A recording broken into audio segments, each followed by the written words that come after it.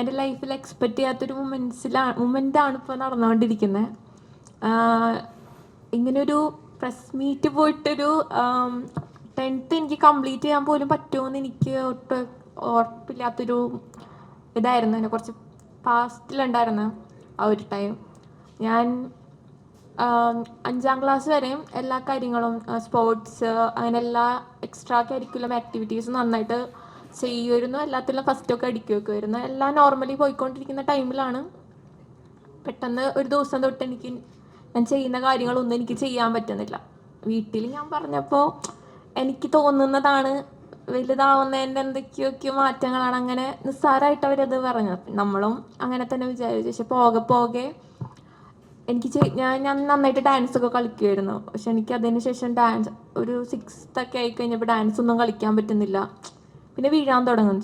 ചുമ്മാ വെറുതെ ഓടി കളിച്ചാലോ എന്തെങ്കിലും ചെയ്ത് തട്ടി വീഴാൻ തുടങ്ങുന്നു. അങ്ങനെ സംഭവം കുറച്ചും കൂടെ സീരിയസ് ആയി വന്നപ്പോഴാണ് നമ്മളൊരു ആയുർവേദം ട്രീറ്റ്മെൻറ്റൊക്കെ സ്റ്റാർട്ട് ചെയ്തായിരുന്നു. പക്ഷെ അതിലെനിക്ക് പ്രോഗ്രസ് ഒന്നും ഉണ്ടായിരുന്നില്ല. 8ാം ക്ലാസ് വരെ ഞാനത് ചെയ്തു.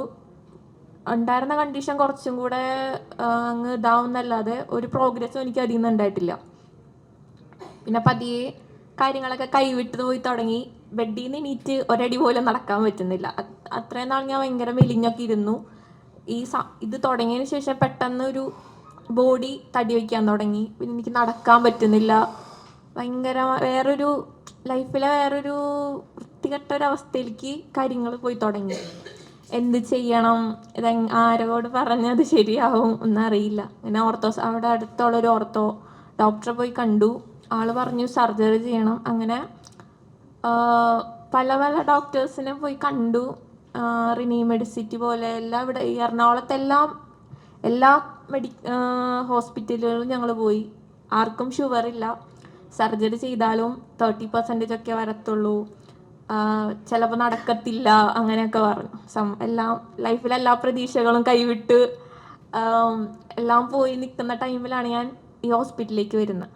എനിക്കും പ്രതീക്ഷയൊന്നും ഉണ്ടായിരുന്നില്ല. ഞാൻ എക്സ്പെക്റ്റ് ചെയ്തിരുന്നത് അവർ പറയുന്ന പോലെ തന്നെ ഇവിടെയും പറയും, പിന്നെ ഈ ഹോസ്പിറ്റലും കൂടെ ഇനി വരാനുള്ളൂ, അതുകൊണ്ട് വന്നു.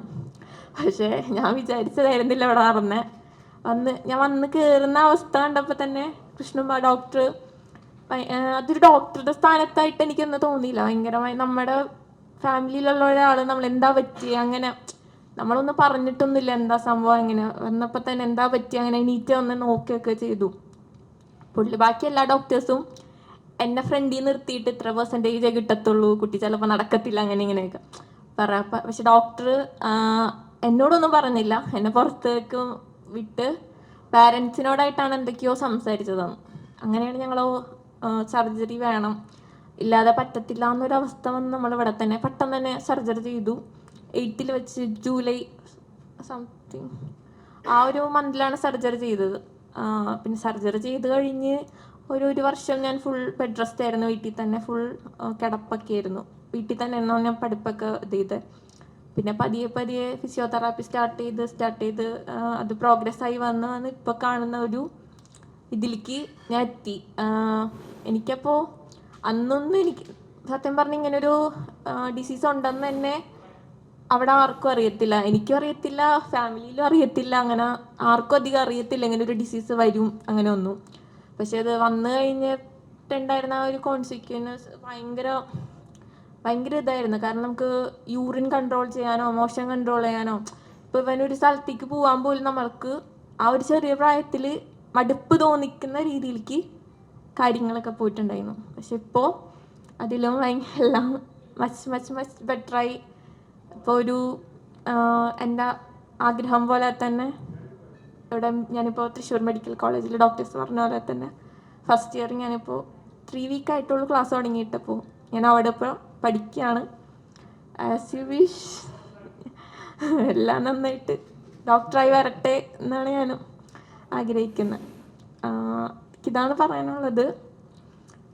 ഇതുപോലെ എന്താണ് നമുക്ക് പറ്റുന്നതെന്ന് പോലെ മനസ്സിലാക്കാൻ പറ്റാത്തൊരു അസുഖമാണ് സ്കോളിയോസിസ്. അത് കണ്ടുപിടിക്കാനും ചെയ്യാനൊക്കെ ഒരു മെൻ്റൽ സ്ട്രെങ്ത് വേണം. അത് ഞാൻ കണ്ടത് ഡോക്ടറിൽ മാത്രമാണ്. ഇപ്പം എന്നെ സംബന്ധിച്ച് നമുക്കൊരു റോൾ മോഡൽ അല്ല, ഒരു ഗോഡ് ഫാദർ എന്നൊക്കെ പറയുന്ന ഒരു ഇതിലാണ് ഞാൻ ഡോക്ടറിനെ കാണുന്നത്. എൻ്റെ ലൈഫിൽ എന്ത് ഇവന്റ് ഉണ്ടായാലും ഞാൻ ആദ്യം വന്ന് പറയുന്ന ഡോക്ടറോടാണ്. കണ്ടില്ലെങ്കിലും വിളിച്ച് പറയുന്നത് ഞാൻ ഡോക്ടറിനോടാണ് എല്ലാ കാര്യങ്ങളും. അതുപോലൊരു അത് ഡോക്ടർ പേഷ്യൻ്റ് റിലേഷൻഷിപ്പിൽ നിന്ന് അങ്ങനെയല്ല ഇവിടെ എനിക്ക് ഫീൽ ചെയ്തിട്ടുള്ളത്. നമ്മുടെ ഫാമിലിയിലുള്ള ഒരാൾ നമ്മളെങ്ങനെ ട്രീറ്റ് ചെയ്യോ, എങ്ങനെ ഇതാക്കുമോ. ശരിക്കും ഒരു സർജറി കഴിഞ്ഞാൽ പിന്നെ എന്തിനാ നമ്മൾ ആളുടെ പുറകെ പോകേണ്ട കാര്യമില്ല, നമ്മൾ സിറ്റിങ്ങിന് വരുമ്പോൾ കണ്ടാൽ മാത്രം മതി.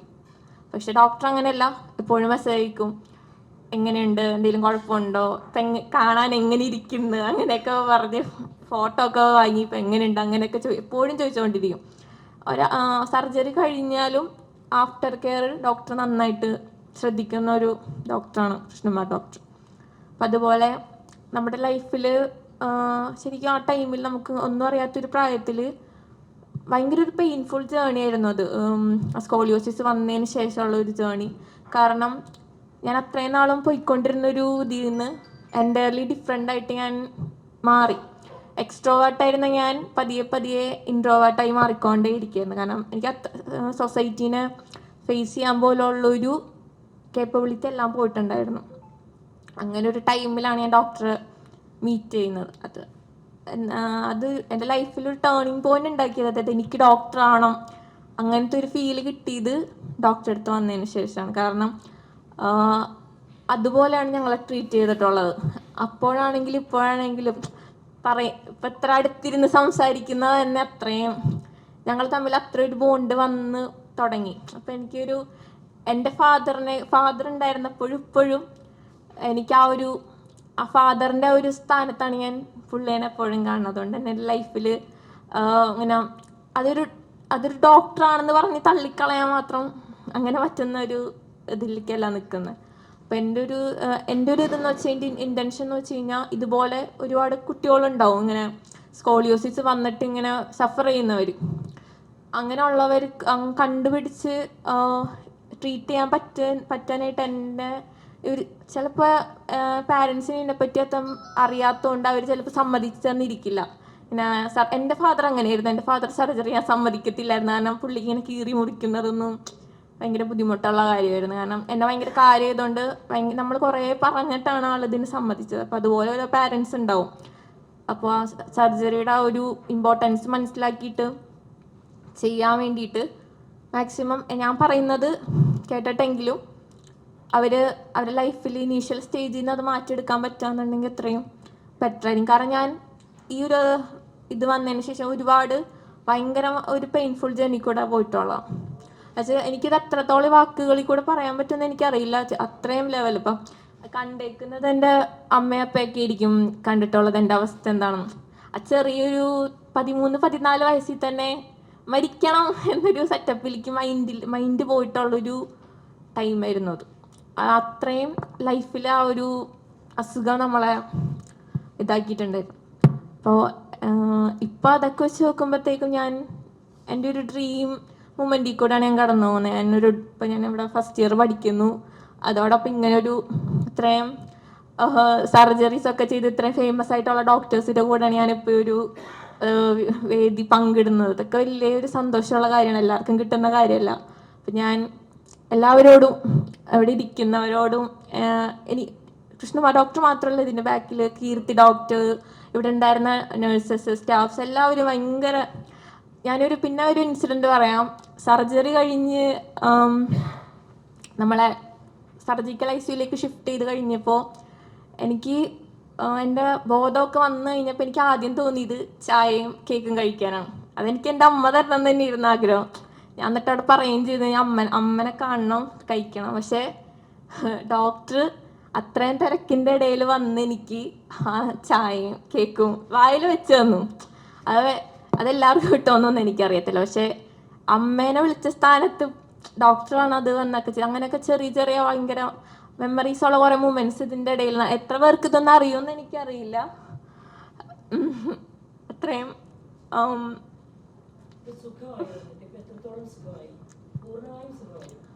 ഒരു പരിധിവരെ സുഖമായിട്ടുണ്ട്. അതായത് അന്നുണ്ടായിരുന്നതിനേക്കാൾ ഒരുപാട് മാറിയിട്ടുണ്ട്. ഭയങ്കര സ്പീഡിൽ ഓടാ അങ്ങനത്തെ കുറച്ച് കാര്യങ്ങളൊക്കെ ഒഴിച്ച് അത് പതിയെ പതിയായി വരുന്നേ ഉള്ളൂ.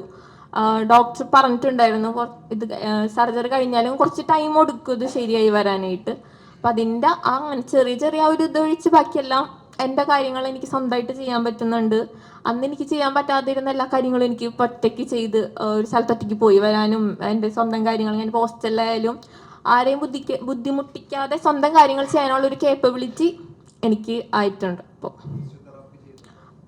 ഉണ്ട്. സർജറി കഴിഞ്ഞൊരു 4 months കഴിഞ്ഞപ്പോഴേ ഫിസിയോതെറാപ്പി സ്റ്റാർട്ട് ചെയ്ത് തുടങ്ങിയത്. ഇല്ല, ഞാൻ അതൊന്നും പിന്നെ ചെയ്ത് നോക്കിയിട്ടില്ല. കാരണം ഇനിയിപ്പോൾ എന്തെങ്കിലും ഡോക്ടർ പറഞ്ഞിട്ടുണ്ടായിരുന്നു ഇനിയിപ്പോൾ